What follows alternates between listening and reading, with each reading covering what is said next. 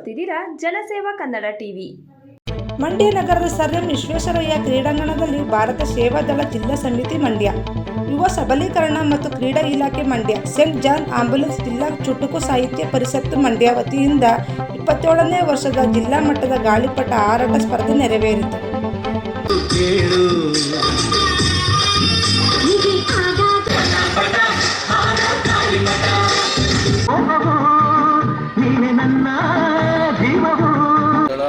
Saint John ambulance ಮತ್ತು ಇಲ್ಲಿ ಅನೇಕ ಸಂಸ್ಥೆಗಳ ಸಂಯೋಗದಿಂದ ಮಂಡ್ಯದಲ್ಲಿ 27ನೇ ವರ್ಷದ ಗಾಳಿಪಟ ಹಾರಾಟ ಸ್ಪರ್ಧೆಯನ್ನು ಹಮ್ಮಿಕೊಂಡಿದ್ದೇವೆ.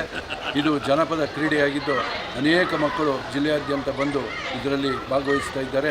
ಇಲ್ಲಿ ಅನೇಕ ಪಾರಿತೋಷಿಕಗಳನ್ನು ಸನ್ಮಾನ್ಯ ಶ್ರೀಯುತ SD ಜಯರಾಮ್ ಅವರ ಹೆಸರಿನಲ್ಲಿ, ಶ್ರೀಯುತ MH ಅಂಬರೀಷ್ ಅವರ ಹೆಸರಿನಲ್ಲಿ, ಡಾಕ್ಟರ್ ನಾರಾಯಣ ಸ್ವಾಮಿ ಅವರ ಹೆಸರಿನಲ್ಲಿ ಮತ್ತು YS ರಾಮರಾವ್ ಹೆಸರಿನಲ್ಲಿ ವಿಶೇಷ ಪಾರಿತೋಷಿಕವನ್ನು ನಾವು ಇಲ್ಲಿ ಕೊಡ್ತಾ ಇದ್ದೇವೆ.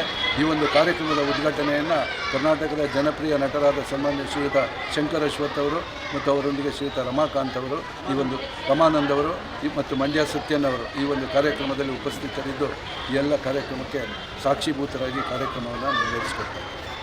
27ನೇ ವರ್ಷದ ಜಿಲ್ಲಾ ಮಟ್ಟದ ಗಾಳಿಪಟ ಹಾರಾಟ ಸ್ಪರ್ಧೆಯಲ್ಲಿ ಇವತ್ತು ಜಿಲ್ಲೆಯ ಅನೇಕ ಶಾಲೆಗಳಿಂದ, ಸಾರ್ವಜನಿಕ ವಲಯದಿಂದ ಇವತ್ತು ಬಂದು ಈ ಸ್ಪರ್ಧೆಯಲ್ಲಿ ಯಶಸ್ವಿಯಾಗಿ ಪಾಲ್ಗೊಂಡು ಈ ಕಾರ್ಯಕ್ರಮವನ್ನು ಯಶಸ್ವಿ ಮಾಡಿಸಿದಂಥ ಎಲ್ಲ ಕ್ರೀಡಾಪಟುಗಳಿಗೆ ನಾನು ಆಯೋಜಕರ ಪರವಾಗಿ ಈ ಒಂದು ಸಂದರ್ಭದಲ್ಲಿ ಅಭಿನಂದನೆಯನ್ನು ತಿಳಿಸ್ತಾ, ಈ ಒಂದು ಗಾಳಿಪಟ ಹಾರಾಟ ಸ್ಪರ್ಧೆಯನ್ನು ನಿರಂತರವಾಗಿ ಪ್ರತಿ ವರ್ಷ ಆಯೋಜನೆ ಮಾಡಿಕೊಂಡು ಬರ್ತಾ ಅದಕ್ಕೆ ಮುಖ್ಯ ಕಾರಣಕರ್ತರಾದಂಥ GV ನಾಗರಾಜ್ರವರು ಅವರ ತಂಡದ ಎಲ್ಲ ಸದಸ್ಯರಿಗೂ ಈ ಒಂದು ಸಂದರ್ಭದಲ್ಲಿ ಮಂಡ್ಯದ ಸಾರ್ವಜನಿಕರ ಪರವಾಗಿ, ಕ್ರೀಡಾಪಟುಗಳ ಪರವಾಗಿ ಅಭಿನಂದನೆ ಹೇಳೋದಕ್ಕೆ ಇಷ್ಟಪಡ್ತೇನೆ. ಏನಂತ ಹೇಳಿದ್ರೆ, ಗಾಳಿಪಟ ಹಾರಾಟ ಒಂದು ನಮ್ಮ ಭಾರತೀಯ ಸಂಸ್ಕೃತಿಯ ಒಂದು ಸಂಕೇತ. ಅದನ್ನು ಜೀವಂತವಾಗಿ ಇಡೋ ಒಂದು ನಿಟ್ಟಿನಲ್ಲಿ ಮಂಡ್ಯದಲ್ಲಿ ಅದನ್ನು ಮುಂಚೂಣಿಗೆ ತರುವಂಥ ಕೆಲಸವನ್ನು GV ನಾಗರಾಜ್ ಅವರು ಮಾಡ್ತಾ ಇದ್ದಾರೆ. ಅವರಿಗೆ ದೇವರು ಒಳ್ಳೆಯ ಆರೋಗ್ಯ ಐಶ್ವರ್ಯವನ್ನು ಕೊಟ್ಟು ಮಂಡ್ಯದ ಕ್ರೀಡಾಪಟುಗಳನ್ನ ಇದೇ ರೀತಿ ಪ್ರೋತ್ಸಾಹ ಮಾಡಲಿ ಅಂತೇಳಿ ಈ ಒಂದು ಸಂದರ್ಭದಲ್ಲಿ ನಿಮ್ಮೆಲ್ಲರ ಪರವಾಗಿ ನಾನು ಪ್ರಾರ್ಥನೆ ಮಾಡ್ತೀನಿ. ಈ ದಿನ ಭಾರತ ಸೇವಾದಳ ಜಿಲ್ಲಾ ಸಮಿತಿ ಮಂಡ್ಯ, ಯುವ ಸಬಲೀಕರಣ ಮತ್ತು ಕ್ರೀಡಾ ಇಲಾಖೆ, ಸೇಂಟ್ ಜಾನ್ ಆಂಬ್ಯುಲೆನ್ಸ್ ಜಿಲ್ಲಾ ಚುಟುಕ ಸಾಹಿತ್ಯ ಪರಿಷತ್ ಮಂಡ್ಯ ಇವರ ವತಿಯಿಂದ 27ನೇ ವರ್ಷದ ಗಾಳಿಪಟ ಸ್ಪರ್ಧೆಯನ್ನು ಆಚರಿಸಿಕೊಂಡಿದ್ದಾರೆ. ಎಲ್ರಿಗೂ ಶುಭಾಶಯಗಳನ್ನ ತಿಳಿಸ್ತೇನೆ. ಹಾಗೆ ಗಾಳಿಪಟ ಹಬ್ಬದ ಶುಭಾಶಯಗಳು. ಮಕ್ಕಳ, ಈಗ ನಾವೆಲ್ಲ ತಿಳಿದಿರೋ ಹಾಗೆ ಗಾಳಿಪಟದ ಸ್ಪರ್ಧೆ ಇತ್ತೀಚೆಗೆ ಸ್ಪರ್ಧೆ ಜೊತೆಗೆ ಗಾಳಿಪಟವನ್ನು ಹಾರಿಸುವಂಥ ಪದ್ಧತಿ ಕ್ರಮೇಣ ಕಡಿಮೆ ಆಗ್ತಾ ಬರ್ತಾ ಇದೆ. ಇದು ನಮ್ಮಲ್ಲಿ ಹೆಚ್ಚಾಗಿ ಬರಬೇಕು. ಯಾಕಂದರೆ ಮಕ್ಕಳಲ್ಲಿ ಅದು ಮೆದುಳು ಅದು ಆ್ಯಕ್ಟಿವ್ ಆಗುತ್ತಾ ಹೋಗುತ್ತೆ ಈ ಥರ ಆಟಗಳನ್ನ ಆಡೋದ್ರಿಂದ.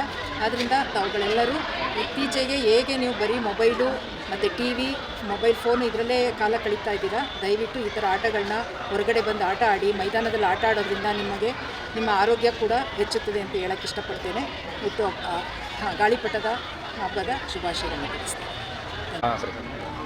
ವಿಶೇಷವಾದ ಈ ಗಾಳಿಪಟದ ಹಬ್ಬಕ್ಕೆ ಎಲ್ರಿಗೂ ಶುಭಾಶಯಗಳು. ಈ ಗಾಳಿಪಟದ ಹಬ್ಬದಲ್ಲಿ ನಾವು ಆಚರಿಸ್ತಕ್ಕಂತಹ ಒಂದು ಬೇಸಿಕ್ ಅಂದರೆ ಮೂಲ ತತ್ವ ಏನಿದೆ, ಗಾಳಿಯಲ್ಲಿ ಗಾಳಿಪಟ ಹೇಗೆ ಹಾರಾಡುತ್ತೆ, ಆರಾಮಾಗಿ ಹಾರಾಡುತ್ತೆ, ಹಾಗೆ ನಮ್ಮ ಜೀವನದಲ್ಲೂ ಸ್ವತಂತ್ರವಾಗಿ ನಾವು ಹಾರಾಡಬೇಕು ಅಂತ. ಅಂದರೆ ಅರ್ಥ, ಈಗ ನಾವೆಲ್ಲ ಈ ಆಧುನಿಕ ಈ ಜೀವನದಲ್ಲಿ ಎಷ್ಟೋ ಸ್ವತಂತ್ರ ಕಳ್ಕೊಂಡಿದ್ದೀವಿ. ಸ್ವಾತಂತ್ರ್ಯ ಅಂತ ಹೇಳ್ಕೊಡ್ತೀವಿ ಅಷ್ಟೇ, ಯಾರೂ ಸ್ವತಂತ್ರವಾಗಿ ಬದುಕ್ತಾ ಇಲ್ಲ. ಹಾಗಾಗಿ ಈ ಸ್ವತಂತ್ರವಾಗಿ ಹಾರಾಡುವಂತಹ ಈ ಥರ ಗಾಳಿಪಟದ ಜೀವನ ಎಲ್ರದೂ ಆಗಲಿ, ಎಲ್ಲ ಸುಗಮವಾಗಿರಲಿ ಅಂತ ನಾನು ಆಶಿಸ್ತಾ ನನ್ನ ಮಾತನ್ನು ಮುಗಿಸ್ತೀನಿ. ನಮಸ್ಕಾರ. 27 ವರ್ಷಗಳಿಂದ ಈ ಗಾಳಿಪಟದ ಹಬ್ಬವನ್ನು ಮಂಡ್ಯ ನಗರದಲ್ಲಿ ಮಾಡ್ತಾ ಇರೋದು ಭಾಳ ಸಂತೋಷ ಆಗುತ್ತೆ.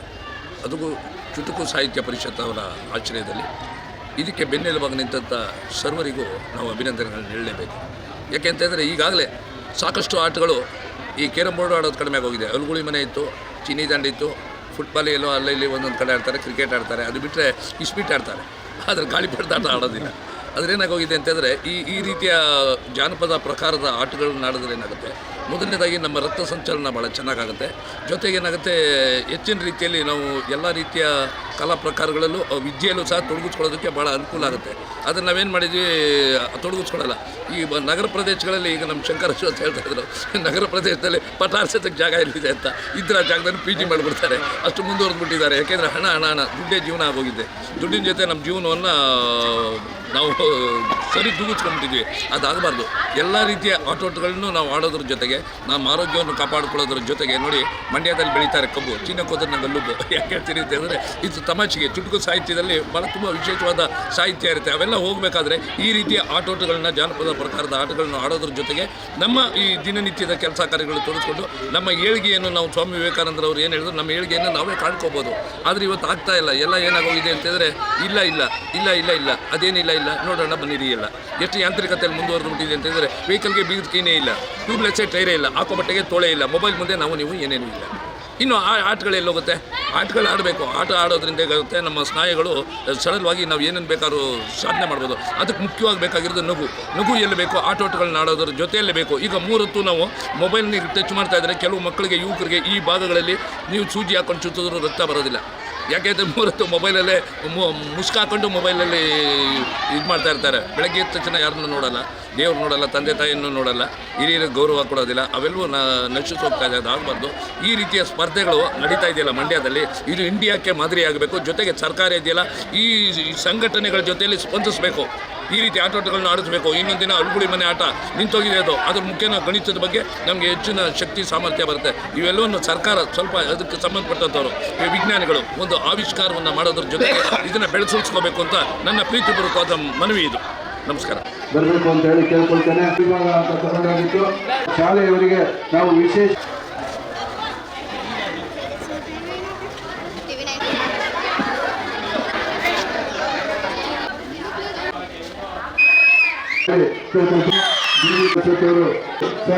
ಒಂದು ಭಾರತ ಈ ಶಾಲೆಯು ಕೂಡ ಸಬ್ಸ್ಕ್ರೈಬ್ ಬಟನ್ ಮೇಲೆ ಕ್ಲಿಕ್ ಮಾಡಿ ಹಾಗೂ ನಮ್ಮ ಹೊಸ ವಿಡಿಯೋ ನೋಟಿಫಿಕೇಷನ್ಗೋಸ್ಕರ ಪಕ್ಕದಲ್ಲಿ ಕಾಣುವ ಬೆಲ್ ಬಟನ್ ಮೇಲೆ ಕ್ಲಿಕ್ ಮಾಡಿ ಹಾಗೂ ಲೈಕ್ ಮಾಡಿ, ಶೇರ್ ಮಾಡಿ, ಕಮೆಂಟ್ ಮಾಡಿ.